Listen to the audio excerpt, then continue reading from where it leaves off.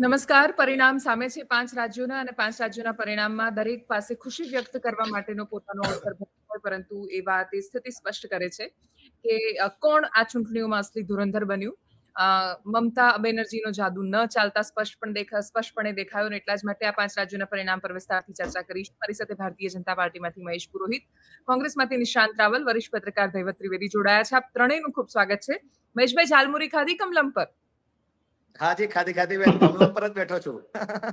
આજે તો બહુ ભાવ્યો હશે. આજનો સ્વાદ કેવો લાગ્યો? આજના પરિણામનું તમારું વિશ્લેષણ શું કહી રહ્યું છે? બસ હરિયાણાના જલેબી જેવી લાગી ઝાલમુડી પણ. દરેક ઇલેક્શનમાં નિશાંતભાઈ એક મીઠાઈ, એક વાનગી, કશુંક એવું છે કે જે ફિક્સ થઈ જતું હોય છે. તમે ખુશ છો કેરળથી, કે પછી પશ્ચિમ બંગાળ, તમિલનાડુ, પોંડિચેરી અને બાકીના બહુ જ બધા આઘાતો છે જે તમને હજી લાગી રહ્યા છે? ના દેવાંશીબેન, કોઈ આઘાત નથી. અમે બધા ખુશ છીએ. કેરળમાં પણ જે રીતે સત્તા પરિવર્તન થયું એ પણ એક ઇમ્પોર્ટન્ટ રાજ્ય છે ભારત દેશનું.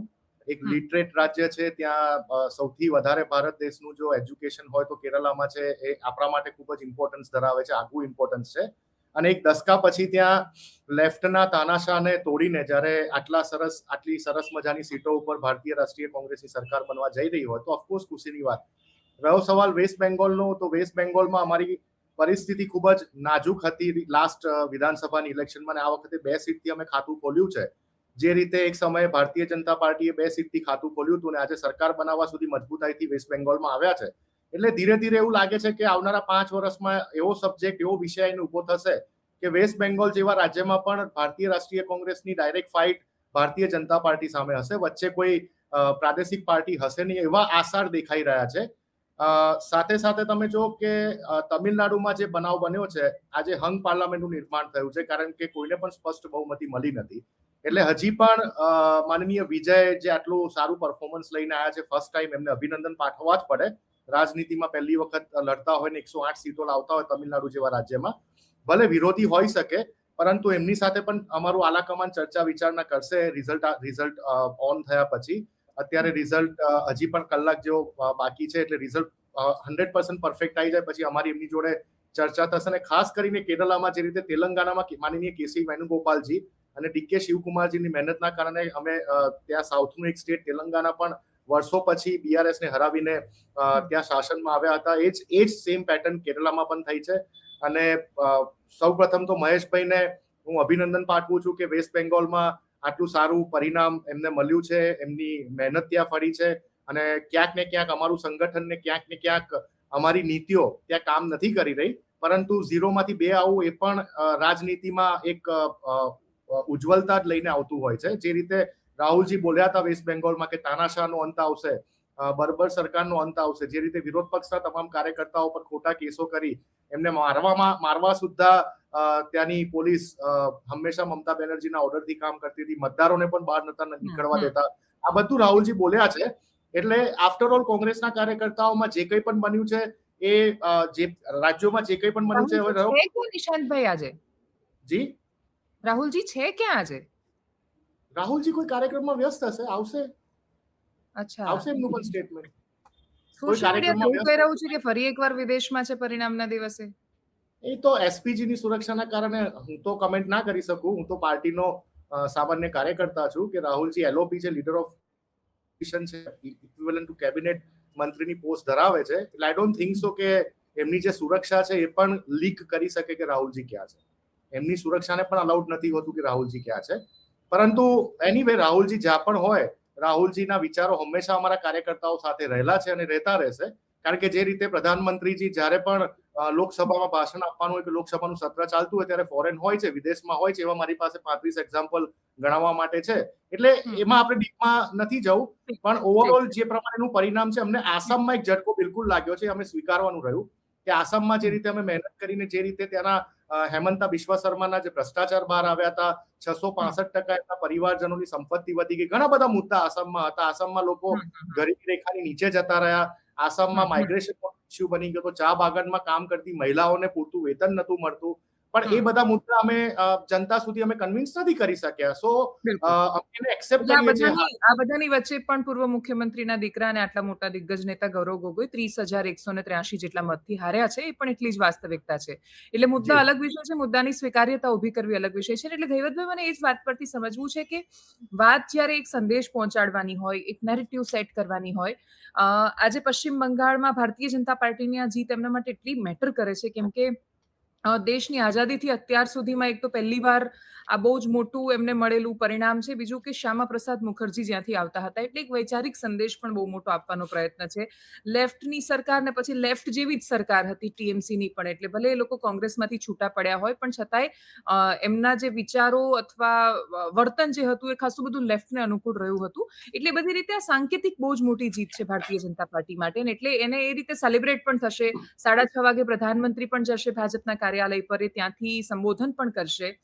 જો કેરળ મહત્વનું રાજ્ય હોય ને એટલી જ મહત્વની જીત કોંગ્રેસ માટે હોય, જો કોંગ્રેસ માટે તમિલનાડુમાં પણ ભારતીય જનતા પાર્ટીના વિજય રથને રોકવો એ બહુ જ મહત્વની ઘટના હોય, તો રાહુલ ગાંધી પણ એક સંદેશ પહોંચાડવા જોઈએ. આ વાત જ્યારે સંદેશ પહોંચાડવાની આવે અથવા જીતનો નેરેટિવ સેટ કરવાની આવે, તો કોંગ્રેસ કેમ ક્યારેય કશું નથી કરી શકતી એ વાતમાં? એ કોંગ્રેસની કાયમની આ નબળાઈ ગણો તો નબળાઈ છે અને અણઆવડત ગણો તો અણઆવડત છે. એ કોંગ્રેસ ક્યારેય સમયસર યોગ્ય સમયે જે જનતા સાથે કનેક્ટ થવું જોઈએ એ ચૂકી જાય છે. બાકી આ સમયે કોંગ્રેસ કેરળની જીતના જશ્નની સમાંતર, નિશેનભાઈ બહુ જ સરસ રીતે વાત મૂકી, કેરળની જીત મહત્વની છે. આસામમાં ગુમાવ્યું છે, આસામમાં તક હતી, તકને એન્કેશ નથી કરી શક્યા. તો આટલી જ જો હાઈકમાન્ડ, કોંગ્રેસનું ટોચનું નેતૃત્વ, દરેક પક્ષ પોતપોતાની રીતે કહેતા હોય છે, ઇવન મમતા બેનર્જી પણ આ હાર પછી કંઈક વાત કરે છે, જે લોકોમાં એક ઉત્સુકતા હોય. એ સમયે જો પક્ષના વડા, પક્ષ મુખ્ય ચહેરો આ જો ચૂકી જતા હોય તો મને લાગે છે કે સમય ચૂકે છે. અને બંગાળ ભારતીય જનતા પાર્ટી માટે જેટલું કાશ્મીર ભાવનાત્મક રીતે જોડાયેલું છે એટલું જ બંગાળ મહત્વનું છે. ભાજપનું જે ગોત્ર છે રાષ્ટ્રીય સ્વયંસેવક સંઘ, એના સ્થાપક ડોક્ટર હેડગેવારજી પોતાના કારકિર્દીના શરૂઆતના સમયમાં એ અભિનવ ભારત સાથે પણ જોડાયેલા હતા. એટલે કલકત્તા સાથેનો સંઘ પરિવારનો નાતો માત્ર શ્યામા પ્રસાદ મુખર્જીથી શરૂ થાય તેવું નથી. સંઘની શાખાઓમાં બાળ સ્વયંસેવકો અને શિશુ સ્વયંસેવકોને ખુદીરામ બોઝ અને પ્રફુલ્લ ચાકીની વાર્તાઓથી ઘડવા, એમની શહાદતની કહાની દર્શાવીને ઘડતર કરવામાં આવે છે. એટલે બંગાળ સાથે ભારતીય જનતા પાર્ટીનું રાષ્ટ્રીય સ્વયંસેવક સંઘનું એક ભાવનાત્મક જોડાણ દાયકાઓથી છે. હવે એ રાજકીય સ્તરે પણ પડી ગયું છે. એટલે ભાજપ માટે આ ચોક્કસ ખુશાલીનો અને વિજયનો ઉત્સવ છે, તેમ પાડી ચુકાઈ ગઈ. ભાજપ માટે હવે કેરળ એટલી હદે મહત્વનું એટલા માટે હું ગણું છું કે સંઘે ત્યાં ડાબેરી શાસનની સામે ભાજપથી પણ પહેલા, ભાજપથી પણ કદાચ વધારે સંઘે બલિદાન આપેલું છે. એટલે કેરળ જીતવું એ પણ હવે મને લાગે છે કે ભાજપના દિગ્વિજયના સ્વપ્નમાં હવે માત્ર કેરળ બાકી રહે છે. હા, એટલે આની પહેલા જ્યારે ભુવનેશ્વર કાર્યકારિણી હતી ભારતીય જનતા પાર્ટીની, એમાં પ્રધાનમંત્રી મોદીએ 3 રાજ્યોની વાત કરી હતી કે સંપૂર્ણ વિજય અથવા સુવર્ણ સમય ભાજપનો ત્યારે ગણાશે જ્યારે એમની પાસે ઓડિશા, બંગાળ અને કેરળ હશે. ઓડિશા આવી ગયું છે, પશ્ચિમ બંગાળ આજના દિવસે છે. કેરળ હજુ મહેશભાઈ કેટલું દૂર દેખાઈ રહ્યું છે તમને? કેમ કે કેરળમાં બહુ જ પ્રયત્ન કરવામાં આવ્યો પણ ભારતીય જનતા પાર્ટીના શ્રી ગણેશ થતા ત્યાં દેખાઈ નથી રહ્યા. બેન, હમણાં જ કેરળની અંદર અમારા મેયર તિરુવનંતપુરમમાં મેયર બન્યા છે. આ તો જસ્ટ ખાલી શરૂઆતની વાત કરું છું, પણ એવું નથી. તમે ઓવરઓલ કોઈ બી વસ્તુ કામ કરવામાં થોડો સમય માંગી લેતો હોય છે અને 1 by 1 કરવાનું હોય છે. બધું તમે એક સાથે ખાવા જાઓ, બધું તમે એક સાથે કરવા જાઓ તો તમારી એનર્જીનું ડિસ્ટ્રીબ્યુશન થતું હોય છે. બરોબર છે. આ વખતની અમારી પૂરી કે પૂરી એનર્જી બંગાળ પર હતી, બંગાળ પર ફોકસ હતું. એની હાવ અમારે બંગાળ જીતવાનું હતું, લોકોને કન્વિન્સ કરવાના હતા, અમારે મત લેવાના હતા. તો અમારી તમે જોશો અમારા મોવડી મંડળથી લઈને અમારું જે આખું વ્યવસ્થા તંત્ર છે, બરોબર છે, એ બંગાળની અંદર છે. એવું નથી કે આ બંગાળની જ વાત કરું છું. તમે જો 2014 પહેલા હરિયાણામાં અમે શૂન્ય હતા, સત્તામાં આવ્યા, ત્રીજી વખત સત્તામાં આવ્યા. 2014 પહેલા યુપીમાં અમે ઓલમોસ્ટ શૂન્ય હતા, 17માં સત્તામાં આવ્યા, કન્ટિન્યુ કર્યું, બીજી વખત જીત્યા, ત્રીજી વખત જીતવા જઈ રહ્યા છે. મહારાષ્ટ્રની અંદર ઓલમોસ્ટ અમે બહાર હતા છેલ્લા 20-22 વર્ષથી, અમે સત્તામાં આવ્યા, ટુ બી કન્ટિન્યુ છે, વચ્ચેનો 1.5 વર્ષનો ગાળો કાઢો તો ટુ બી કન્ટિન્યુ છે, બરોબર છે. એવી રીતના અસમની અંદર અમે 2014 પહેલા ઓલમોસ્ટ શૂન્ય હતા. આ ત્રીજી વખત અમે આજે જીત્યા છીએ, બરાબર. ઓડિશાની અંદર તો અમારું નામો નિશાન નહીં હતું. 2024 ની લોકસભામાં અમે સ્ટેટ પબ્લિકના આશીર્વાદથી અમે સ્ટેટ જીત્યા. તો આવી રીતના તમે એક ઉદાહરણ જોશો તો ખ્યાલ આવશે કે નેક્સ્ટ હવે કેરળની અંદર જ અમારા ધામા હશે.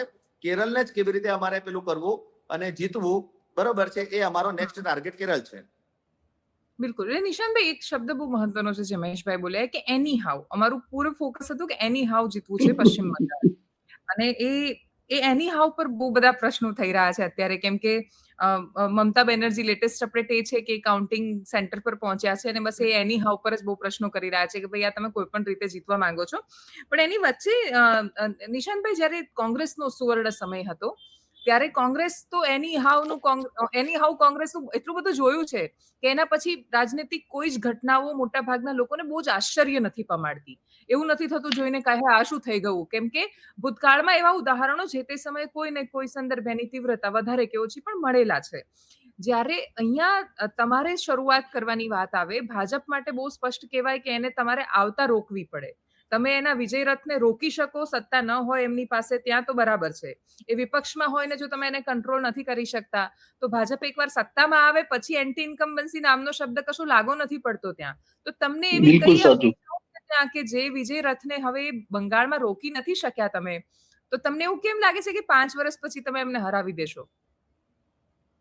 ના દેવાંશીબેન, મેં હરાવવાની વાત જ નથી કરી. અને ભારતીય રાષ્ટ્રીય કોંગ્રેસ 140 વર્ષથી મેં ફાઇટની વાત કરી કે અમારી ડાયરેક્ટ ફાઇટ હવે ભારતીય જનતા પાર્ટી સામે હશે નેક્સ્ટ વિધાનસભાની ચૂંટણીમાં. હાર જીત તો રાજનીતિનું પાસું છે અને કોંગ્રેસની ક્યારે પણ દેશમાં એવી વિચારધારા નથી રહી. જ્યારે 1980માં ભારતીય જનતા પાર્ટીનો જન્મ થયો અને 1952માં જનસંઘનો જન્મ થયો, જનસંઘના સમય પીરિયડથી લઈને જનતા પાર્ટી બનીને ભારતીય જનતા પાર્ટી તમે જો તમામ જગ્યા પર એ લોકો ચૂંટણી લડ્યા છે. એવું પણ નથી કે કોંગ્રેસ વન સાઇડ હતું, પરંતુ કોંગ્રેસની ક્યારે પણ કોઈ પણ રાજ્યમાં હાર્યા હોય, જીત્યા હોય, કમબેક કરી હોય, આવી નીતિ નથી રહી કે એની હાઉ આપણે શાસનમાં ટકી રહેવું છે, કે એની હાઉ આપણે આ સ્ટેટ કબજે કરવું છે, કે એની હાઉ આપણે આ વિધાનસભા કબજે કરવી છે. કોંગ્રેસની એવી નીતિ નથી. કોંગ્રેસ મજબૂતાઈથી ફાઇટ આપે છે. કોંગ્રેસ પોતાના ઉમેદવાર ઉપર 50% ડિપેન્ડન્ટ હોય છે, 50% પાર્ટીની વિચારધારા ઉપર ડિપેન્ડન્ટ હોય છે અને એની સાથે અમે યુદ્ધની લડાઈમાં જતા હોઈએ છીએ. જ્યારે ઘણી બધી જગ્યાઓ એવી થઈ ગઈ છે ભારત દેશમાં અત્યારે કે ઘણા બધા રાજ્યો એવા થઈ ગયા છે, ઇન્ક્લુડિંગ ગુજરાત, કે માત્ર ને માત્ર કેન્દ્રમાં બેઠેલા મોદી સાહેબના નામથી અને મોદી સાહેબની ઇમેજથી લોકો મતદાન કરી રહ્યા છે. જો એ જ જીતેલા લોકો જો અપક્ષમાંથી ઉભા રહે તો દેવાંશીબેન કદાચ કોંગ્રેસના કાર્યકર્તાની સામે એ લોકો ટકી નહીં શકે. આ સનાતન સત્ય પણ આપણે સ્વીકારવાનું. 2026નું મોડર્ન રાજનીતિ છે. આ 2026ની મોડર્ન રાજનીતિમાં તમે જો કે હું પશ્ચિમ બંગાળમાં મેં મારી વાત સ્પષ્ટતા કરી કે ટીએમસીએ જે ગુંડાગીર્દી કરેલી એનાથી લોકો ટ્રસ્ટ થતા, એ રાહુલજી પણ માને છે અને અમારું કોંગ્રેસ પાર્ટી પણ માને છે. પરંતુ એની સામે જે સ્ટાઇલથી 90 લાખ વોટોને એસઆઈઆરમાં કાપી નાખવામાં આવ્યા અને એક એવું સોફ્ટવેર વાપરવામાં આવ્યું જે સોફ્ટવેરની એક્યુરેસી 60% છે, 30% છે કે 40% છે, ઈસીઆઈને પણ નથી ખબર. જ્યારે પહેલી વખત એસઆઈઆરની પ્રોસેસ થઈ તો દેવાંશીબેન તમને ખબર હશે કે કરોડોની સંખ્યામાં સસ્પેન્ડ જે કહેવાય કે કરોડોની સંખ્યામાં સસ્પેક્ટેડ વોટર્સનું લિસ્ટ બની ગયું હતું પશ્ચિમ બંગાળમાં અને પછી એ ધીરે સોર્ટ આઉટ થઈને 90 લાખ સુધી પહોંચ્યું. એટલે આવા પણ ઘણા બધા બનાવો પશ્ચિમ બંગાળના રાજકારણમાં બન્યા છે કે ઈસીઆઈએ કોઈ અનઓથેન્ટિકેટ સોફ્ટવેરનો ઉપયોગ કરી નાખ્યો હોય, ફર્સ્ટ ટાઈમ એનો યુઝ કર્યો હોય સસ્પેક્ટેડ વોટર્સ લાવવા માટે. એટલે ઘણા બધા ફેક્ટર્સ કામ કરી ગયા છે. બિલકુલ તમારી વાત સાચી છે કે આસામ જી પ્લીઝ. એટલે પણ તમારા માટે આ બહુ જ અઘરું અને પીડાદાયક હશે ને કે તમારે નીચે એટલે અધિરંજન ચૌધરી જેવા નેતાઓ અહીંયા નીચે લડવાનું ટીએમસી ની સામે, એને કહેવાની તાનાશાહ, એને કહેવાનું મમતા બેનર્જી બહુ જ ખરાબ છે અને બર્બરતા આચરે છે ને બધું જ કરવાનું અને પછી કેન્દ્રમાં સાથે ભાઈ બનીને રહેવાનું. ના, કેન્દ્રમાં ભાઈ માત્ર લોકસભાની ચૂંટણી વખતે ઇન્ડિયા ગઠબંધનનું નિર્માણ થયું હતું. હમણાં નારી બંધન અધિનિયમ વખતે તો સખત મિત્રતા દેખાઈ, એમ બહુ જ ઘનિષ્ઠ વિરોધ પક્ષ. ના, એ તો જો એમાં તો આમ આદમી પાર્ટી પણ આજની તારીખે જ્યારે કોઈ એવો મુદ્દો આવે છે લોકસભામાં, જ્યારે એવું કોઈ બિલ આવે છે જેને પસાર ના કરવાનું હોય તો એ તો મ્યુચ્યુઅલ અન્ડરસ્ટેન્ડિંગથી વિરોધ પક્ષો અને અન્ય પાર્ટીઓ ભેગી થતી હોય છે કે ભાઈ ના આ બિલ પસાર ના થવું જોઈએ. એ વિષય અલગ છે. લોકસભામાં ઇન્ડિયા ગઠબંધન બન્યું હતું અને લોકસભામાં અરવિંદ એડવર્ટાઇઝમેન્ટ પાર્ટી સાથે પણ અમારું ગઠબંધન હતું, ટીએમસી સાથે પણ હતું. એ વિષય આખો અલગ છે. પણ એના પછી તમે જુઓ કે જે જે રાજ્યોની ચૂંટણી થઈ એના પછી હરિયાણા થયું, એમાં અરવિંદ એડવર્ટાઇઝમેન્ટ પાર્ટી એની પાસે 2% પણ વોટ શેર નતો, પણ હરિયાણામાં કોંગ્રેસ જીતે નહીં એ મેક શ્યોર કરવા માટે છોટા રિચાર્જ કરીને મોટા રિચાર્જનો સપોર્ટ કરવામાં બહાર નીકળી ગઈ હતી. એટલે આવા તો ઘણા બધા પરિબળો બનેલા છે વિધાનસભામાં. અને આ તમે જો કે એક જમાનામાં પીડીપી ને આતંકવાદી પાર્ટી કહેવાવાળી ભારતીય જનતા પાર્ટી જમ્મુ કાશ્મીરમાં સત્તા હડપવા માટે આ પીડીપી સાથે સરકારો બનાવેલી છે. હવે અકાલી દળને ગાળો આપતા થઈ ગયા. વર્ષો સુધી અકાલી દળ સાથે સરકારો બનાવી પંજાબમાં, અને હવે અકાલી દળને ગાળો. એટલે આ રાજનીતિનું એક પહેલું છે. હું કોઈની કમ્પેરિઝન કરવા નથી માંગતો, પણ રાજનીતિમાં ક્યારે કોઈ પરમાનન્ટ દુશ્મન નથી હોતો, ક્યારે કોઈ પરમાનન્ટ દોસ્ત નથી હોતો. પણ જ્યારે જનતા પીસાતી હોય અને એના વિશે Jannayak Rahul Gandhiji leader of opposition તરીકે જવાબદારી નિભાઈને ટીએમસી અને મમતા બેનર્જી સામે અવાજ ઉપાડે, એ પણ એક ઇમ્પોર્ટન્ટ ફેક્ટર હતું અમારી માટે. બિલકુલ, બસ એ જનનાયક ગાયબ હોય છે રિઝલ્ટના દિવસે મોટે ભાગે. એ દર વખતે આવતો પ્રશ્ન છે. બાકી કોઈ ના જ કેમ પાડે છે? કોંગ્રેસના કાર્યકર્તા તો કે છે જ એમને જનનાયક. જો જનતા એમને જનનાયક કે તો આખું ચિત્ર કદાચ બહુ બદલાઈ જાય. એટલે હા, લોકસભાના સત્ર વખતે પ્રધાનમંત્રીજી હું રાહ જોઈ રહી હતી નિશાંતભાઈ કે તમે કોઈ કટિંગ કેમ નહીં બતાવ્યું આજે. લોકસભાના રિઝલ્ટ વખતે પ્રધાનમંત્રીજી ગાયબ હોય છે. શું કરીએ, આ દેશની રાજનીતિ આવી છે. દૈવતભાઈ, આ બધા જ પરિણામોમાં આજના દિવસે અટલ બિહારી વાજપેયીનો એક જૂનો વિડીયો બહુ વાયરલ થઈ રહ્યો છે, જેમાં એવું કહી રહ્યા છે કે તમે અમારો વિરોધ કરો કે અમારી સામે લડાઈ કરો તો બરાબર છે, પણ તમે શ્રી રામ સાથે લડશો તો એનું પરિણામ શું આવશે. અને એક સેક્યુલરિઝમનો જે મતલબ ખાસા બધા સમયથી થઈ ગયો હતો કે સેક્યુલરિઝમ મતલબ મુસ્લિમ તુષ્ટિકરણ, એ જે સતત ચાલ્યું ને એમને બધાને એવી અપેક્ષા હતી કે એક સાથે મુસ્લિમ વોટ બધા કોન્સોલિડેટ થઈ જશે, અમે જીતી જઈશું. સતત હવે એ રાજનીતિ ખાસી બદલાઈ ગઈ છે. એટલે યુપીમાં મુસ્લિમ મહિલા વોટર ભાજપને વોટ આપે છે. ગુજરાતમાં જ્યાં મુસલમાન ઉમેદવારોને ઉભા રાખ્યા ભારતીય જનતા પાર્ટીએ, ત્યાં ખાસા બધા ઉમેદવારો ભાજપમાંથી ચૂંટાઈને આવ્યા છે. અને એટલે જ એનો મતલબ કે તમે માત્ર એવું માનશો કે બસ ખાલી તમે મુસ્લિમ રાજનીતિ કરો છો અથવા એમનું નામ લો છો એનાથી બધા જ વોટ મળશે, તો એ વોટ તો તૂટી રહ્યા છે. અને ઉપરથી જે એન્ટી હિન્દુની છબી એસ્ટાબ્લિશ થઈ બાકીના બધા પક્ષોની, શું એ પણ આમાં બહુ મોટું ફેક્ટર બનીને કામ કરી રહી છે? જો આ એક રાજનીતિનો અને હું તો માનું છું કે સમાજ જીવનનો પણ એક બદલાયેલો ચહેરો છે. આજથી 30 વર્ષ પહેલા કે 40 વર્ષ પહેલા રાજનીતિમાં હિન્દુ શબ્દ વાપરવો એ પણ ઓલમોસ્ટ ત્યાજ્ય હોય ને એ પ્રકારનું વાતાવરણ મેં જોયેલું છે. કે રાજકારણમાં હિન્દુ શબ્દનો ઉપયોગ જ ન થઈ શકે, થતો જ ના હોય, સાંપ્રદાયિક ઉલ્લેખ જ ન થતો હોય. અને એ સાંપ્રદાયિક ઉલ્લેખ તો સેક્યુલરિઝમનો એક જ અર્થ થતો હતો. તમે કીધું એમ મુસ્લિમ તુષ્ટિકરણ થઈ શકે, પરંતુ હિન્દુઓનું લાગણી પંપાળી ન શકાય. આ એક રાજકીય અને સામાજિક માનસિકતા લાંબા સમય સુધી રહી. અને મને લાગે છે કે હિન્દુઓનો જે અપમાન બોધ હતો એ મનોમન ઘૂંટાતો જ રહેતો. ફક્ત ભારતીય જનતા પાર્ટીએ યોગ્ય સમયે એને વાચા આપવાનું કામ કર્યું છે. એટલે ભાજપે જે કર્યું એ હિન્દુઓના અપમાન બોધને વાચા આપવાનું કામ કર્યું. એટલે હું હંમેશા એવું કહું છું અને લખતો પણ રહું છું કે જમણેરી રાજનીતિ હવે ભારતીય રાજનીતિની અનિવાર્યતા બની રહેવાની છે. નરેન્દ્ર મોદી કેન્દ્રમાં સત્તા ઉપર હોય કે ના હોય, ભારતીય જનતા પાર્ટી સત્તા હોય કે ના હોય, જમણેરી રાજનીતિ હવે મહત્વની બની રહેવાની છે. અને એનું એકમાત્ર કારણ છે કે હિન્દુઓ હવે આ દિશામાં સામૂહિક રીતે વિચારતા થયા છે. જ્ઞાતિ આધારિત મતદાન હજુ પણ થઈ રહ્યું છે, મોટા પાયે થઈ રહ્યું છે, કદાચ એ જ મુખ્ય આધાર છે. પરંતુ પછીનો જે સ્ટેપ છે જ્ઞાતિવાદ પછીનું, એ મને લાગે છે કે સાંપ્રદાયિક છે. અને એમાં દરેક હિન્દુ તરીકે મતદાન થવા લાગ્યું. એનું ચોખ્ખું પરિણામ આજે જુઓ, બંગાળ એક સમયે બૌદ્ધિક રાજ્ય મનાતું હતું, જેનો ભદ્રલોક આ પ્રકારના કોઈ સાંપ્રદાયિકરણમાં માનતો જ નહોતો. અને બંગાળની એક વૈચારિક ભૂમિ રહી છે. છેલ્લી ગત સદીમાં સમગ્ર ભારતમાં છવાયેલું રહ્યું. આઝાદી આંદોલનમાં બંગાળ છવાયેલું રહ્યું. વૈચારિક આંદોલનો, ભક્તિ આંદોલનો, સાહિત્ય, સંસ્કારિતા, આ દરેક બાબતમાં બંગાળ આખા દેશ માટે મશાલચી બનીને ઊભું હતું. ગઈ સદીની વાત કરીએ તો આ છેલ્લા 200 વર્ષમાં બંગાળ ભારતનું વૈચારિક નેતૃત્વ કરનારું રાજ્ય, ત્યાં આજે સાંપ્રદાયિક આધાર ઉપર મતદાન થયું. તો આ શું દર્શાવે છે કે લોકોની માનસિકતા ક્રમશઃ બદલાતી રહી છે. એટલે એના માટે એવું નથી કે માત્ર ભારતીય જનતા પાર્ટીએ યોગ્ય સમયે મેં કીધું એમ એ મુદ્દો પકડ્યો છે, લોકોની સામે લાવ્યા છે. લોકોના મનમાં આજે અપમાન બોધ હતો એ લાંબા સમયથી ઘૂંટાયેલો હતો.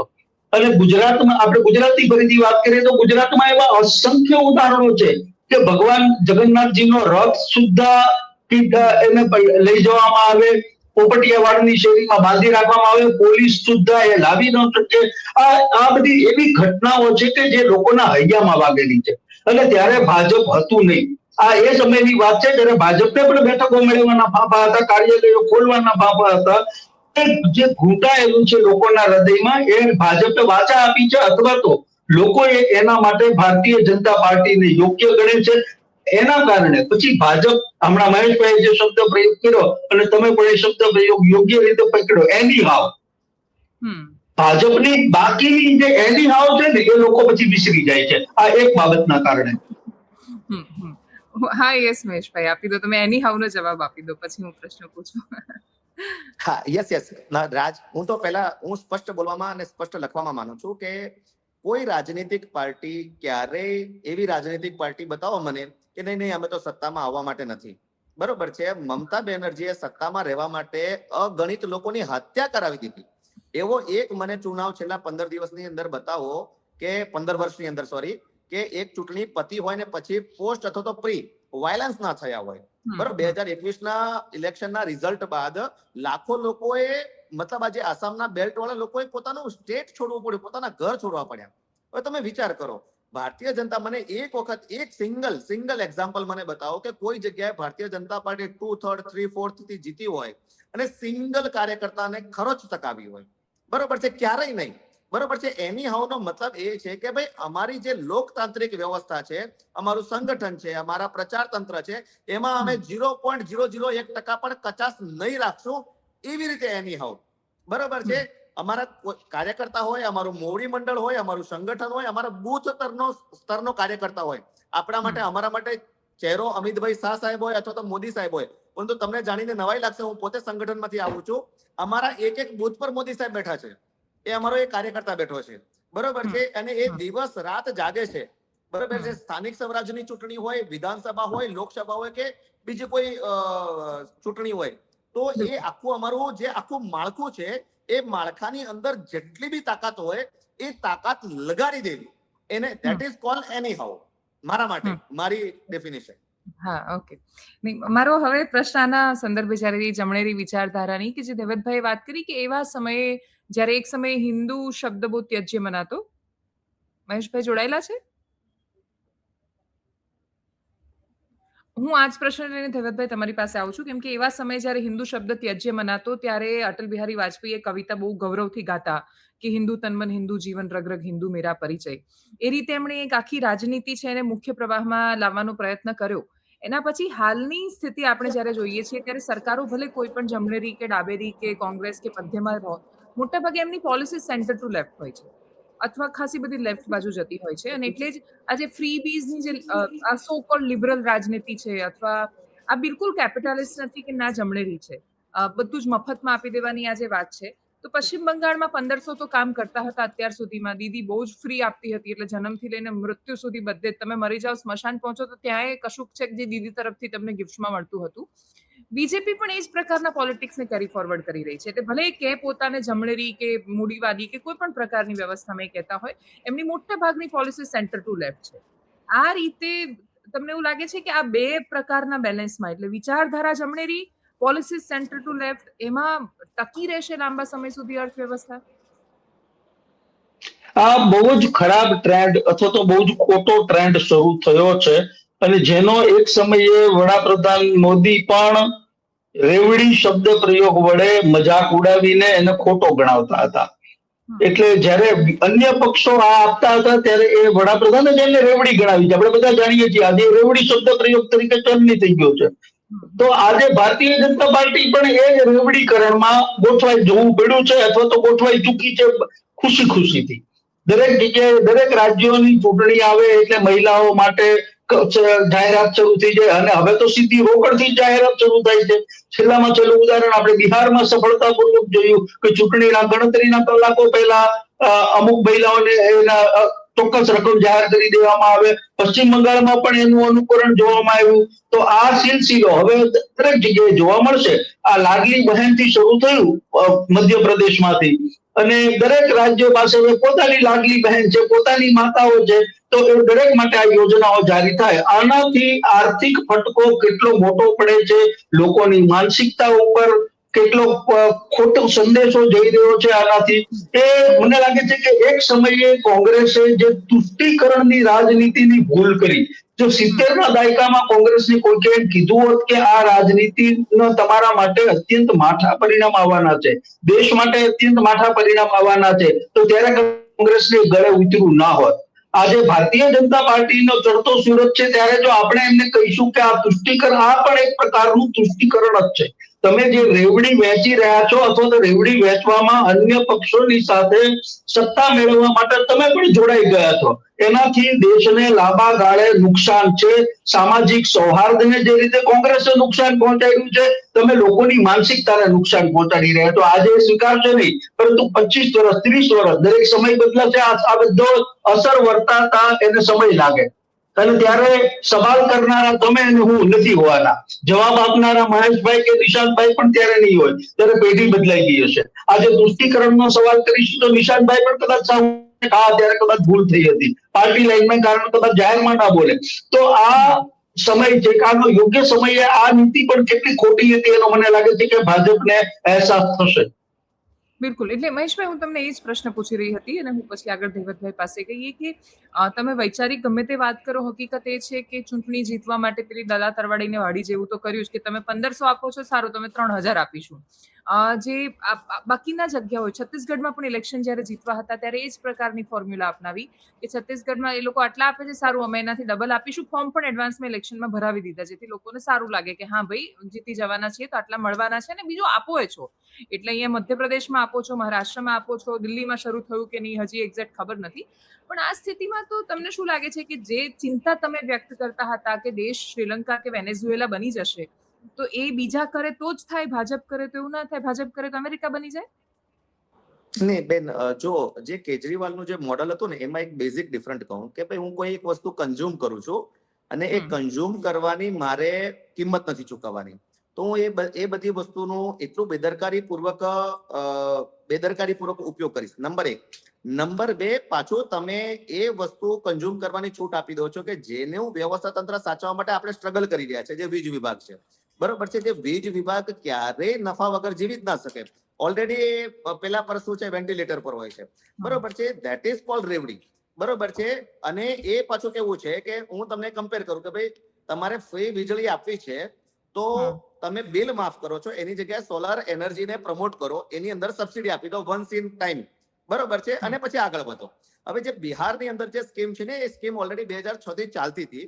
બરોબર છે. એમાં ટુકડે આપવાની જગ્યાએ 2023માં એને રિવાઇવ કરી અને જે બહેનોનું જે સ્વસહાય જૂથ ચાલતું હતું એમાં એને ફંડ સ્વરૂપે પૈસા. ખબર છે, મારો પ્રશ્ન બહુ સીધો છે. 1500 બંગાળમાં દીદી આપે છે, અમે 3000 આપીશું, સીધો એના પર. એ જ વસ્તુ કેરી ફોરવર્ડ કરું છું કે ક્યારેય કોઈ 1000 રૂપિયા કે 1500 રૂપિયા આપવાથી ક્યારેય કોઈ મત નથી આપતો. એના હું તમને 2 ઉદાહરણ આપું.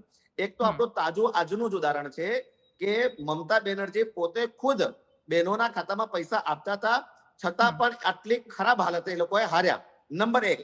નંબર 2, જેટલા બી સ્ટેટ ઇલેક્શન્સ હોય, જ્યારે બીજેપીએ કીધું હોય કે ભાઈ અમે 1500 નાખશું કે 2000 નાખવું, અથવા તો રાહુલ ગાંધીનું ઉદાહરણ લઈ લો કે એમણે તો વાર્ષિક, બરોબર છે, 8000 લેકે લાખ રૂપિયા નાખવાની વાત કરી હતી. બરોબર છે. ખટાખટ મોડલ, ખટાખટ. કેમ એમના પર ભરોસો ના કર્યો કોઈએ?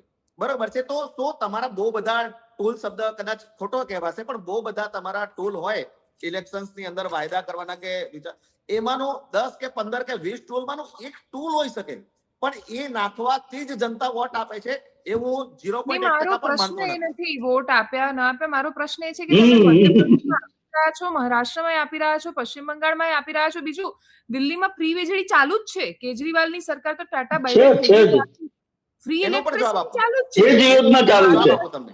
તમે એને પરંપરાની જેમ સ્વીકારી લીધું છે. એનો હું તમને જવાબ આપું બેન. જ્યારે એમાં કેવું થાય છે કે જનતા, જ્યારે તમે કોઈ એક વસ્તુ જનતાને ફ્રીમાં આપો છો, બરોબર છે, તો એ શરૂઆતના સમયની અંદર એ ઉપકાર ગણશે, જ્યારે શરૂ થાય છે પહેલો મહિનો, બીજો મહિનો. પણ જેવો તમે એને એક્સટેન્ડ કરી દો છો, હું કન્ક્લુડ કરું છું, 1 સેકન્ડ. બરોબર છે. શરૂઆતમાં એ ઉપકાર ગણે છે કે ભાઈ ચલો સરકારશ્રીનો આભાર કે અમને આ વસ્તુ આપી, પણ જેવું એ એક્સટેન્ડ 6 મહિના 12 મહિના પછી એ હકમાં કન્વર્ટ થઈ જાય છે, સમજી લો. બરોબર છે. પછી એ પેલા તમે ધારો કે કોઈ એક વ્યસનીને તમે બીડી ફૂંકવાની છૂટ આપી દીધી અને પછી બીડી છૂટવો છો, એવી હાલત જનતાની થઈ જાય છે. એટલે તમે હવે આવો હક આપી દીધો છે મહિલાઓને કે 3000 તો આપવા જ પડશે, નહીં તો તમે સરકારના નહીં. અને આમ લાડલી બહેના અને પછી પેલી બીજી મહારાષ્ટ્રમાં મરાઠીમાં કોઈ બહેના, આ બધું જે શરૂ કર્યું છે પરંપરા, બંગાળમાં 3000 સુધી લઈ જવી પડી છે. અને પંજાબમાં આવી જ રહી છે ચૂંટણી, અને પૂરો ભરોસો છે મને ને તમને બંનેને કે પંજાબમાં બીજી કોઈ બહેનો આવી જ જવાની છે. એટલે મહિલાઓને સશક્ત અને મહિલાઓના અકાઉન્ટમાં પૈસા નાખવા, એ બેમાં બહુ ફરક છે. નિશાંતભાઈ, કન્ક્લુડિંગ રિમાર્ક તમારા, કે હવે આ સ્પર્ધામાં તો તમારે ઉતરવું જ પડશે, કેમ કે આ બધી ચાલી રહી છે તે સ્પર્ધામાં ઉતર્યા વગર ચાલવાનું નથી. અને આ રાજનીતિમાં જ્યારે મેદાનમાં આ જ બધી શરતો થઈ જાય ત્યારે તમે એનાથી હવે બચી પણ નથી શકતા. એટલે એ શરૂ કરવાનું શ્રેય તમે અરવિંદ કેજરીવાલને ભલે આપો, પણ પછી બધાએ એને પરંપરાની જેમ માની લીધું, સ્વીકારી લીધું. એ રેવડી હવે પ્રસાદ થઈ ગઈ છે અને ભક્તોને બહુ મીઠી લાગી રહી છે, અને હવે એવું લાગી રહ્યું છે આપણે એને લેવી જ પડશે. તો આ સ્થિતિમાં કોંગ્રેસ પાસે આજ દિન સુધી જે પ્રાદેશિક પક્ષોના કારણે ભારતીય જનતા પાર્ટી એવું લાગતું હતું કે આટલા રાજ્યોમાં તો એમનો વિજય રથ અટકે છે, એનું મૂળ કારણ પ્રાદેશિક પક્ષો હતા. કોંગ્રેસ સામે જ્યાં લડવાનું હોય છે ત્યાં તો આપણે 30 વર્ષથી જોઈ રહ્યા છીએ કોંગ્રેસ કેવી રીતે લડે છે. એટલે હવે જ્યારે પ્રાદેશિક પક્ષોનું અસ્તિત્વ પણ ધીરે ધીરે ખતમ થઈ રહ્યું છે, તો આટલા વર્ષોમાં ગુજરાતમાં તમે આટલા સમયથી પોલિટિક્સ કરી રહ્યા છો, કોઈ તોડ મળ્યો છે ખરો ભાજપનો?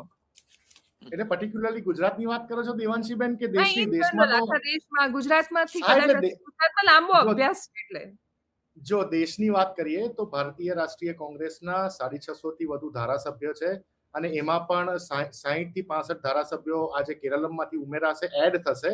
100 થી વધુ સાંસદો છે, નગરપાલિકાઓને આ બધાના સભ્યો, તો એનો આંકડો બહુ મોટો જ હશે. એટલે no doubt Bharatiya Janata party number 1 ઉપર છે અત્યારે, તો પછી ભારત દેશમાં સેકન્ડ નંબર ઉપર ભારતીય રાષ્ટ્રીય કોંગ્રેસ જ છે. અને આ અવિરતપણે ચાલતી પ્રથા છે. રહ્યો સવાલ રેવડીનો, તો અમારું પર્સનલી બિલીફ એવું હતું કર્ણાટકા જીત્યા પછી, તેલંગાના જીત્યા પછી, હિમાચલ જીત્યા પછી, કે જે જગતનો તાત છે એનું દેવું માફ કરવું. જેવી રીતે પ્રધાનમંત્રી મનમોહનસિંહજીએ 72,000 કરોડનું બજેટ મૂકીને દેશના ખેડૂતોનું દેવું માફ કર્યું હતું.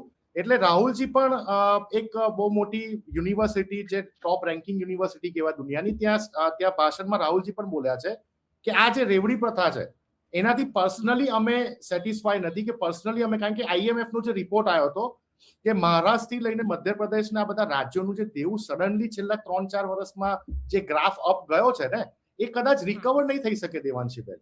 આજે 10 વર્ષ પછી ત્યાં કોઈ પાર્ટી બદલાઈ, ધારો કે કોઈ બીજાનું શાસન આવ્યું, તો એ સરકાર જ નહીં ચલાવી શકે. સરકાર પાસે રૂપિયા જ નહીં હોય એની પોતાની કોમોડિટીઝને ઊભી કરવાના, કે એની સરકારી જે મશીનરી છે એને હેન્ડલ કરવાની.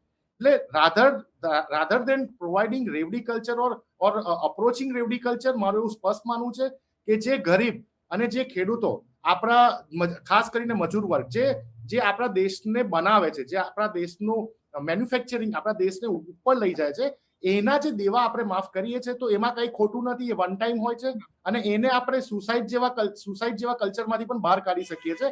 અને કોંગ્રેસનો રહ્યો સવાલ, તો જે આજે 3-4 રાજ્યો થયા છે, આગામી વિધાનસભાની ચૂંટણીઓ પણ આવવાની છે, ગુજરાતમાં પણ વિધાનસભાની ચૂંટણી છે, પંજાબમાં પણ આવવાની છે આવતા વર્ષે. અમે મજબૂતાઈથી આગળ જઈશું, અમારી જે ભૂલો થઈ છે એને સુધારીશું, અને સુધારવાનું ઓલમોસ્ટ તમે સમજો કે કોંગ્રેસ જે પ્રથાથી, જે સ્ટાઇલથી, જે સ્પીડથી અત્યારે કામ કરી રહી છે, એ સ્પીડ કદાચ તમે જોઈ હશે આજથી 10 વર્ષ પહેલાની સ્પીડ ને અત્યારની સ્પીડ. એટલે ઘણા બધા ચેન્જીસ સંગઠનમાં પણ આવવા જઈ રહ્યા છે, રાષ્ટ્રીય સ્તરે અને ગુજરાત સ્તરે. અને એ ચેન્જીસ આવ્યા પછી ફરી એક વખત આપણે જમાવટના માધ્યમથી ડિબેટ કરીશું, અને હું ડિટેલમાં એ પ્લાન તમારી સાથે ડિસ્કસ કરવા માટે પણ ઉત્સુક છું. બિલકુલ. અને દેવેદભાઈ, તમારા કન્ક્લુડિંગ રિમાર્ક, તમારી છેલ્લી કોમેન્ટ જોઈએ છે ને, એમાં એ વિષયમાં કે સ્પર્ધા જો ભારતીય જનતા પાર્ટી જેવી હોય અને સામે સ્પર્ધક હોય ભાજપ જેવા, તો જ કદાચ આ બધા પક્ષો થોડું પણ હલતા હોય છે કે જાગતા હોય છે. કેમ કે વિપક્ષમાં ભાજપ હતું તો એમણે જબરદસ્ત ધૂમ મચાવી દીધી, અને દીદી અત્યારે છે કે રસ્તા પર કાઉન્ટિંગ સેન્ટર પર આવ્યા છે. બાકી 15 વર્ષમાં એક સમયે જે સડક પર દીદી રહેતા હતા, રસ્તા પર, એ દીદી પોતે ક્યારે તાનાશાહ બની ગયા કદાચ એમને ન સમજાયું. તો એ સ્થિતિમાં ભારતીય જનતા પાર્ટી જેવી આક્રમકતા જ કદાચ દેશની રાજનીતિની જરૂર હતી. ભાજપની આક્રમકતામાંથી દરેક પક્ષે ધડો લેવો જોઈએ. દરેક પક્ષે એ સમજવું જોઈએ કે એક બેઠક, મહેશભાઈ હમણાં ગણાવ્યું હતું કે કેવી રીતે અમે કેરળ ઉપર ત્રાટકવાના છીએ, તો એ દર્શાવે છે કે ભાજપ માટે રાજ્ય, કેરળ તો એક આખું રાજ્ય છે. આપણે અહીંયા વિધાનસભા છોડો, નગર પંચાયત, સ્થાનિક સ્વરાજની ચૂંટણીમાં હમણાં આપણે જોયું કે એક બેઠક બિનહરીફ કરાવવાની, જ્યારે કે એ 720 બેઠક હતી, અમે એની એનાલિસિસ કરેલી હતી, એમાંથી 75% વધુ બેઠક તો ગઈ ચૂંટણીમાં ભાજપ પાસે જ હતી, અને છતાંય એમણે બેઠકો બિનહરીફ થઈ. તો આ ભારતીય જનતા પાર્ટીની આક્રમકતા છે. નાનામાં નાની બેઠક, નાનામાં નાની ચૂંટણી, જે વોટ્સઅપ ઉપર જે સોશિયલ મીડિયામાં મીમ ફરે છે ને કે હવે ક્લાસરૂમનો મોનિટર એ ભાજપનો હશે, તો એ મને લાગે છે કે એમાં ઘણું બધું આવી જાય છે. એ ભલે મજાક હોય, પણ ભારતીય જનતા પાર્ટીની લડાયકતા એમાં દર્શાય છે. આ લડાયકતા થી આકર્ષનારો એક વર્ગ છે, બહુ મોટો વર્ગ છે, એટલે કે આ લડાયકતાથી આકર્ષાય. તો કોંગ્રેસથી માંડીને તમામ વિપક્ષોએ મને લાગે છે કે હવે આક્રમકતા દર્શાવવી પડે. હમણાં ભાજપના પ્રદેશ અધ્યક્ષના એક વિધાનને મહિલા વિરોધી કોંગ્રેસે ગણાવ્યું. ગેનીબેન ઠાકોરના પાલોમાં હાથ નાખીને આટલી બેઠકો લઈ આવ્યા. આ જ ભાજપ થોડાક સમય પહેલા મલ્લિકાર્જુન ખડગેએ કેરળમાં એક વિધાન કરેલું હતું, જેનો આખા ગુજરાતે આક્રમક વિરોધ કર્યો. લોકો, ભાજપના કાર્યકરો રસ્તા ઉપર ઉતરી આવ્યા, સોશિયલ મીડિયા ઉપર ઉતરી આવ્યા. મને લાગે છે કે આ ભાજપના પ્રદેશ અધ્યક્ષનું વિધાન તો કદાચ વધારે અણથકતું હતું. ત્યારે કોંગ્રેસનો વિરોધ શું? 2-4 નેતાઓ સોશિયલ મીડિયા ઉપર આવ્યા, રીલ બનાવી અને પૂરું થઈ ગયું. જો આવી વસ્તુ ત્યારે અમારો વિડીયો કોંગ્રેસે એમના ટ્વિટર પર ચડાવી દીધો. એટલે કોંગ્રેસે શીખવાની જરૂર છે કે ભાજપને મુદ્દા ઓળખતા આવડે છે, મુદ્દા ઓળખતા કોંગ્રેસને આવડે છે, પરંતુ કોંગ્રેસના નેતાઓને સડક ઉપર ઉતરતા નથી આવડતું. ઉતરે છે તો વિશ્વસનીયતા રહી નથી, હવે કાર્યકર્તાઓ છે નહીં. એટલે કોંગ્રેસ આક્રમકતા ઈચ્છે તો પણ રીલમાં કડક ચહેરો કરી લાલ ભૂમ ચહેરે બોલે, અહીંયા એની આક્રમકતા પૂરી થઈ જાય. આ આક્રમકતા મને લાગે છે કે જનતા સુધી રિફ્લેક્ટ થવી જોઈએ. આજના આખા દિવસ દરમિયાન રાહુલ ગાંધીનું એક વિધાન ના આવે તો આ આક્રમકતા નથી. તમે ચૂંટણી મોડમાં નથી, તમે રાજકીય પક્ષ છો, તમે ચૂંટણી મોડમાં હોવા જ જોઈએ. હું તો માનું છું ભાજપ ઉપર એ આક્ષેપ થાય છે કે કાયમ ચૂંટણી મોડમાં છે, પણ કેમ ના હોય? એ રાજકીય પક્ષ છે, કે સદાવ્રત થોડા ધરાવે છે. એ ચૂંટણી મોડમાં જ હોવા જોઈએ. બાકીના પક્ષોએ એ શીખવાની જરૂર છે. બિલકુલ. અમિત શાહ કદાચ આ જ સમજાવવા માંગતા હતા રાહુલ ગાંધીને કે એનજીઓમાં અને પોલિટિકલ પાર્ટીમાં ફરક હોય છે, અને રાજનીતિ, એક્ટિવિઝમ આ બધું ભેગું કરી નાખ્યું છે, ને એટલા જ માટે કદાચ કોંગ્રેસે મને એવું લાગે વૈચારિક સંઘર્ષમાંથી પણ પસાર થઈ રહી છે. કેમ કે નિશાંતભાઈ કહી રહ્યા હતા કે અમે લેફ્ટની તાનાશાહી સામે જીતીને આવ્યા, પણ રાહુલ ગાંધી કે એમની આસપાસનું વાતાવરણ એ બીજું લેફ્ટ જ તો છે, બીજું શું છે? નિશાંતભાઈ, તમે કંઈક કહેવા માંગતા હતા. તમે હાથ ઊંચો કર્યો હતો એટલે હું ત્રિવેદી સાહેબના સ્ટેટમેન્ટને એસ્કેલેટ કરવા માંગતો હતો અને મહેશભાઈને પૂછવા માંગતો હતો કે એવરીથિંગ ઇઝ પોસિબલ, અને પેલો કયો શબ્દ મહેશભાઈ લાવ્યા હતા? એની હાઉ. એટલે કેરળમાં શપથવિધિ તો કરવા દેશો ને, કે એની પહેલા જ પેલું મણિપુર ને ગોવા જેવું કરવાના? એટલે હજી પણ કેન્દ્રીય બળ ત્યાં 1 મહિના સુધી રહેવાનું છે ત્યાં પશ્ચિમ બંગાળમાં. તો કેરળમાં બી તમે કેન્દ્રીય બળ લાગુ પાડીને 50,000 આર્મીના સૈનિકોને મોકલીને તમે કંઈક એવું તો ના કરી નાખો કે અમે શપથવિધિ જ ના કરી શકીએ. મને એવું લાગે છે હજી ઇન્દિરા ગાંધી વાળો સમય તો નથી આવ્યો. હા મહેશભાઈ, આવી ગયો, ગુજરાતમાં તો આવી ગયો છે. અમે તો રોજ ફેસ કરીએ છીએ દેવાંશીબેન, અમે તો ડેલી ફેસ કરીએ છીએ. હજુ અઘોષિત કટોકટી છે, ઘોષિત થવાની બાકી છે. ઘોષિત થવાની બાકી છે ત્રિવેદી સાહેબ. એટલે મહેશભાઈ, આ તો જોક અપાર્ટ મહેશભાઈ, તમને પૂછવું જરૂરી હજી તો 400 પાર જવાની બાકી છે ને બીજેપી. હા મહેશભાઈ, એમાં દેવાંશીબેન 600 પાર બોલતા હતા અમુક કાર્યકર્તા. એક જ સેકન્ડ મહેશભાઈ, અમુક કાર્યકર્તા તો 543 સીટો હતી, 600 પાર બોલતા હતા અમુક કાર્યકર્તા તો. મહેશભાઈ, એ ડિલિમિટેશન પછીની વાત હશે. એ તો બિલ પસાર થયું ને ડિલિમિટેશન વાળું. એટલે એમાં એવું હોય છે બેન કે તમે માનો નહીં, કોંગ્રેસના શાસનકાળને તમે જોશો તો ઓલમોસ્ટ એ લોકોએ 100 વખત રાજ્યની સરકાર બરખાસ્ત કરી છે, અને એમાંથી 52 વખત તો ફક્ત ઇન્દિરા ગાંધીના પીરિયડમાં બરખાસ્ત કરી છે. મને 2014 થી લઈ અને હમણાં સુધી એક આઈ થિંક સો કદાચ ઉત્તરાખંડ કે હિમાચલ બેમાંથી એકનું કંઈક થયું હતું રાષ્ટ્રપતિ શાસન, અને મહારાષ્ટ્રની અંદર રાષ્ટ્રપતિ શાસન એટલા માટે લાગ્યું કે પેલું ત્રિકોણીય જંગ થઈ ગયો હતો. એના સિવાય ઓફિશિયલ કે ભાઈ સરકાર ચાલુ સરકાર તોડી પાડી હોય એવો સિંગલ દાખલો નથી. અમારી મથરાવટી મેલી છે. હું ઓલવેઝ કહું છું કે અમે ના કરીએ ને એનો આરોપ અમારા પર વધારે લાગે છે. બરોબર છે. આ ભારતીય જનતા પાર્ટીની સરકારની અંદર જેટલી સ્વતંત્રતા બોલવાની છે, અથવા તો જેટલી અમારા માસલા ધોવાની, અમારા પર માસલા ધોવાની, અમારા પર આરોપ આક્ષેપ કરવાની જે છૂટ છે, એટલી બંગાળમાં નહીં હતી મમતાની સરકારમાં. અરે અરવિંદ કેજરીવાલના સાપેક્ષમાં જોઈએ તો વાત સાચી. પેલા સંદીપ પાઠક પર એફઆઈઆર થઈ ગઈ પંજાબમાં. હા, ખાલી વિધિન વન ડે. બરોબર છે. એવા તો હું તમને અનલિમિટેડ, અને શત્રુઘ્ન સિંહા લઈ લો, યશવંત સિંહા લઈ લો, એવા હું તમને એવા કેટલાય અમારા બતાવું નેતા કે જે છેલ્લા 6, 7, 8 વર્ષથી, કીર્તિ આઝાદ લઈ લો, 6, 7, 8 વર્ષથી અમારાથી દૂર થઈ ગયા છે. સુબ્રમણ્યમ સ્વામી લઈ લો, અને અનગનત બોલે છે. અમારા એક નેતા કે નેતા છોડો, અમારા કાર્યકર્તા બી રિએક્ટ નથી કરતા. અને આ લોકોની અંદર ખાલી એક નેતા સાઈડ પર ગયો, વિધિન અ સેકન્ડ એ લોકો કેરેક્ટર એસાઇનેશન કરવાની શરૂ કરી દે છે. બીજી વસ્તુ કે જે 400 પાર હતું ને, એના કારણે અમારું 240 આવ્યું. બરોબર છે. પણ તમે જેવું 240 આવ્યું, ત્યારબાદ તમે હરિયાણા નેક્સ્ટ ટુ ઇમ્પોસિબલ લાગતું હતું નેરેટિવ વાઇઝ. ત્રીજી વખત જે હરિયાણાના સ્વભાવથી વિપરીત, ત્રીજી વખત હરિયાણા અમે રિપીટ કર્યું. અમે ઓલમોસ્ટ ત્રીજી વખત મહારાષ્ટ્ર રિપીટ કર્યું. બિહાર ઓલમોસ્ટ લોકોને ઇમ્પોસિબલ લાગતું હતું. 3/4 અમે જીત્યા. બરોબર છે. આજે બંગાળ જીત્યા. બરોબર છે. કહેવાનો મતલબ એ છે કે અમે ભૂલમાંથી શીખીએ છીએ. અમારી ફીડબેક સિસ્ટમ ઓપન છે. હું ઓલવેઝ કહેતો હોઉં છું કે બીજેપી જેટલી સ્ટ્રોંગ ફીડબેક સિસ્ટમ બીજા કોઈ રાજકીય પક્ષ પાસે નથી. બરોબર છે. કારણ કે અહીંયા તાનાશાહી જેવું કઈ છે જ નહીં. તાનાશાહી જેવું હોત તો કે ભાઈ 100 ચૂંટણી હાર્યા પછી પણ એ ના સાંભળત. આ છેલ્લું થોડું વધારે ન લાગ્યું મહેશભાઈ? અંગત અનુભવોને બાકાત રાખો. ફૂલટોસ એટલે આ છેલ્લું થોડું વધારે લાગ્યું ને. છૂટ આપો. એટલે બીજું તો બરાબર અમે ત્રણે સાંભળ્યું, પણ આ છેલ્લું સ્ટેટમેન્ટમાં અમે 3 હસવા લાગ્યા એટલા માટે. ચલો, નહીં, એક સારી નિશાની એ છે લોકતંત્રની કે બધા જ પોતપોતાના અલગ અલગ વિચારોની વચ્ચે આપણે સરસ હસતા હસતા ચર્ચા કરી નાખી. Thank you so much. આપ ત્રણેય અમારી સાથે જોડાયા, ચર્ચાનો હિસ્સો બન્યા. અપેક્ષા રાખીએ જનતા જે અપેક્ષા ઉપર ચૂંટાઈને લાવે છે, એ અપેક્ષા ઉપર નેતા ખરા ઉતરે તો ભયો ભયો. રામ રામ, નમસ્કાર.